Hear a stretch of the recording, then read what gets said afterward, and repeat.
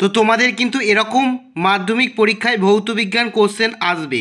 তো এই প্রশ্নপত্রটা খুব ইম্পর্টেন্ট, দেখে যাও, সম্পূর্ণটা দেখো। প্রথম তোমাদের এমসিকিউ থাকবে 15টা। প্রথম যে এমসিকিউটা তোমরা এখানে দেখতে পাচ্ছ, সূর্যের অতিবেগুনি রশ্মি বায়ুমণ্ডলের যে কোন স্তরে? এ অপশান এ হয়ে যাবে সঠিক অ্যান্সার, ওজোন স্তর। ঠিক আছে। তারপরে 1-2, 303 ডিগ্রি কেলভিন উষ্ণতায় সেন্টিগ্রেড স্কেলে কত হবে?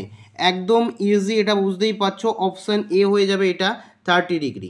তারপরে হচ্ছে গ্যাসের বাষ্প ঘনত্ব ডি এবং আণবিক ভর এম হলে এ কোনটা হবে? এর মধ্যে হয়ে যাবে এরটা। ঠিক আছে, M equals to T D. কেন? 1-4 দাগ কি বলেছে? 1-4 দাগে পদার্থের তাপ পরিবাহিতাঙ্ক কে একক হলে তাপীয় রোধ কত? তাহলে এর অ্যান্সার কি হয়ে যাবে? সি এরটা 1/k। কোনো উত্তল লেন্স থেকে 30 সেমি দূরে বস্তু রাখলে লেন্স থেকে 30 সেমি দূরে সৎ বিম্ব গঠিত হয়। লেন্সটির ফোকাস দৈর্ঘ্য কত? তাহলে এখানে ফোকাস দৈর্ঘ্য কি হয়ে যাবে? বি 15 সেমি। তারপরে নিচের কোন বর্ণের আলোর বিক্ষেপণ সবথেকে কম? নিচের কোন বর্ণের আলোর বিক্ষেপণ সবথেকে কম? বিক্ষেপণ কম কোনটা? আর এখানে সি হচ্ছে নীল বর্ণের। তারপরে 7 দাগ কি বলেছে? তড়িৎ ক্ষমতা পি, তড়িৎ বিভব প্রভেদ ভি এবং রোধ এদের মধ্যে সম্পর্ক কি? হয়ে যাবে P equals to V square by R, option C right answer. তারপরে এখানে 1-8 দাগে কি হচ্ছে? ডায়নামো জেনারেটর যে মূল নীতিতে কাজ করে তা হলো, অপশান সি কি হয়ে যাচ্ছে? চুম্বকীয় আবেশ, তড়িৎ চুম্বকীয় আবেশের জন্যই ঘটে। তাহলে অপশান সি হয়ে যাবে সঠিক অ্যান্সার। 1-9 দাগ নিম্নলিখিত কোন রশ্মির ভেদন ক্ষমতা সব থেকে বেশি? 1-9 কি হয়ে যাবে? সি এরটা, সি হচ্ছে কি হচ্ছে? গামা রশ্মির ভেদন ক্ষমতা সব থেকে বেশি। তারপরে 1-10 দাগ চতুর্থ পর্যায়ে সন্ধিগত মৌলের সংখ্যা, চতুর্থ পর্যায়ে সন্ধিগত মৌলের সংখ্যা কত? কি হয়ে যাবে? এখানে 10টি, অপশান ডি হচ্ছে সঠিক অ্যান্সার। তারপরে এখানে তোমার হচ্ছে 11টা কি বলে দিয়েছে? কোনটি সমজাতীয় যৌগ? এখানে কোনটি সমজাতীয় যৌগ? ও এখানে CL4। ঠিক আছে। তারপরে 1-12 দাগে কি রয়েছে? নিচের কোনটি অজৈব মৃদু তড়িৎ বিশ্লেষ্য? তাহলে এটা কি হয়ে যাবে? এরটা। তারপরে 1-13 দাগ নিচের কোনটি ক্রিপ যন্ত্র প্রস্তুত করা হয়? তাহলে এটা কি হয়ে যাবে? এটা হয়ে যাবে হচ্ছে এরটা। ঠিক আছে। তারপরে 1-14 দাগ কী হবে? সোডিয়াম ধাতু নিষ্কাশনে ব্যবহৃত করা হয়, কি হয়ে যাচ্ছে? এখানে ক্ষয়েরটা। এবং তারপরে এখানে তোমার হচ্ছে তড়িৎ বিজারণ পদ্ধতিতে কোনটি অসম্পৃক্ত হাইড্রোকার্বন নয় বলেছে? তো কোনটি অসম্পৃক্ত হাইড্রোকার্বন নয়? C3H6। তারপরে একদম এখানে গেলে তোমরা খ বিভাগ পেয়ে যাবে, যেখানে কিন্তু তোমাদের এর পরিষ্কারভাবে 1 নম্বরের কোশ্চেন লিখতে হবে। বায়োগ্যাস প্লান্টের যে ব্যাকটেরিয়ার বায়োমাসকে মিথেন গ্যাসে বিয়োজিত করে তাদেরকে কি বলা হয়? তাদেরকে মিথোজনিক ব্যাকটেরিয়া বলা হয়। অথবা দেওয়া রয়েছে পুনর্নিবরণযুক্ত শক্তি বলতে কি বোঝো? এখানে কি হচ্ছে? যে শক্তি মানে কোনোদিনও শেষ হবে না, অফুরন্ত শক্তি তোমরা বলতে পারো। তারপরে বায়ুমণ্ডলের কোন স্তরে মেরুজ্যোতি দেখা যায়? এটা সবাই জানো, আয়নোস্ফিয়ার। তারপরে এখানে একটা বিবৃতি দিয়েছে, নিচের বিবৃতিটি সত্য না মিথ্যে? একই চাপ ও উষ্ণতায় সব গ্যাসের আয়তন একই হবে। তাহলে এটা বলো, একই চাপ ও উষ্ণতায় সব গ্যাসের মোলার আয়তন একই হবে। এটা অবশ্যই ট্রু, সত্য। তারপরে 2-4 কোন শর্তে বাস্তব গ্যাস আদর্শ গ্যাসের মতো আচরণ করবে? উচ্চ উষ্ণতায় এবং নিম্ন চাপে কি হচ্ছে? আদর্শ গ্যাস বাস্তব গ্যাসের মতো মানে বাস্তব গ্যাস আদর্শ গ্যাসের মতো আচরণ করবে। তারপর তরলের 2 প্রকার প্রসারণ গুণাঙ্কের মধ্যে কোনটি তরলের মৌলিক ধর্ম? তো এখানে প্রকৃত প্রসারণ গুণাঙ্ক। ঠিক আছে। তারপরে এখানে পরবর্তী অথবা দিয়েছে আদর্শ পরিবাহীর পরিবাহিতাঙ্ক অসীম, সেটা সত্য না মিথ্যে? অবশ্যই সত্য। তারপরে এখানে কি দিয়েছে? অবতল লেন্স সর্বদা একটি বস্তুর কি ধরনের প্রতিবিম্ব গঠন করে? অসৎ প্রতিবিম্ব। তারপরে কোন ক্ষেত্রে লেন্সের সূত্র প্রযোজ্য হয় না? কোন ক্ষেত্রে লম্ব আপাতন্ত হলে তখন হয় না। তারপরে রোধাঙ্কের এসআই পদ্ধতি, রোধাঙ্কের এসআই একক কী? এসআই পদ্ধতিতে একক কী? ওহম মিটার, ঠিক আছে, ওহম মিটার, ঠিক আছে, ওহম মিটার।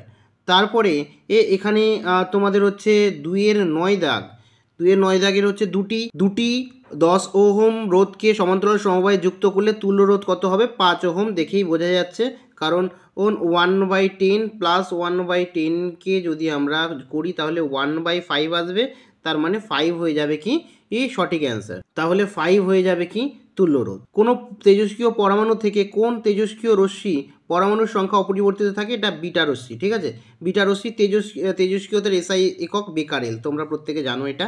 তারপরে দেখো স্তম্ভ মেলাতে দিয়েছে, ঠিক আছে, স্তম্ভ মেলাতে দিয়েছে, ডান স্তম্ভের সাথে বাম স্তম্ভ মেলাতে দিয়েছে। প্রথমেই যেটা দিয়েছে দুষ্টু মৌল, দুষ্টু মৌল আমরা প্রত্যেকে জানি কাকে বলা হয়?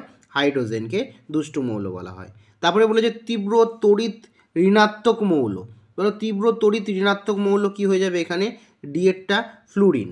তারপরে বলেছে যে আকরিকের মধ্যে আয়রন ও কপার উভয়ই বর্তমান, তাকে কি বলা হয়?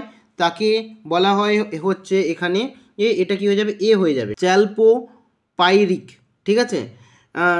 তারপরে এখানে জার্মান সিলভার রাসায়নিক সংযুক্তি হলো, এটা তো বি হবে, তোমরা বুঝতেই পারছো পড়ে রয়েছে যেটা। তারপরে এখান থেকে যদি তোমরা দেখো পরে 2-12টা কি বলেছে? একটি সমযোজী যৌগের উদাহরণ দাও যা অষ্টক নিয়মের ব্যতিক্রমী। তাহলে একটি সমযোজী যৌগ যে অষ্টক নিয়মের ব্যতিক্রমী, BCl3, ঠিক আছে, BCl3 হয়ে যাবে, এটা সঠিক অ্যান্সার। তারপরে রয়েছে পরের কোশ্চেন হচ্ছে রূপো ওপর সোনার প্রলেপ দিলে তড়িৎ বিশ্লেষ্য রূপে কি ব্যবহার করা হয়? রূপোর ওপর যদি সোনার প্রলেপ দেওয়া হয় তড়িৎ বিশ্লেষ্য হিসাবে কি ব্যবহার করা হয়? তো পটাশিয়াম আরও সাইনাইড ব্যবহার করা হয়, ঠিক আছে। তারপরে হচ্ছে জলের তড়িৎ বিশ্লেষ্যতে অ্যানোডে কোন গ্যাস থাকে? অক্সিজেন গ্যাস, অক্সিজেন গ্যাস থাকে। তারপরে 2-4 ক্লোরিন তড়িৎদ্বারে ব্যবহৃত কপার সালফেট এর জলীয় দ্রবণে কি তড়িৎ বিশ্লেষণের কোন আয়ন ক্যাটায়নে ধাবিত হয়?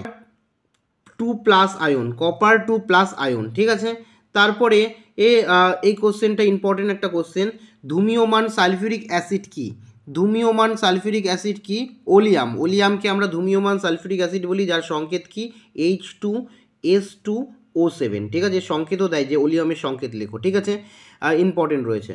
তারপরে এখানে তোমার হচ্ছে ইউরিয়া, ইউরিয়ার একটি ব্যবহার লেখো। তো ইউরিয়ার ব্যবহার তোমরা প্রত্যেকে জানো, রাসায়নিক সার হিসাবে ব্যবহার করা হয়, লিখলেই হবে। তারপরে হাইড্রোজেন সালফারের সঙ্গে তীব্র ও সোডিয়াম হাইড্রোক্সাইডের বিক্রিয়ায় যে আলমিক লবণ উৎপন্ন হয় তার নাম লিখতে বলেছে। তো আলমিক লবণ যেটা উৎপন্ন হয় সেটা হয়ে যাবে NaHS, ঠিক আছে, NaHS।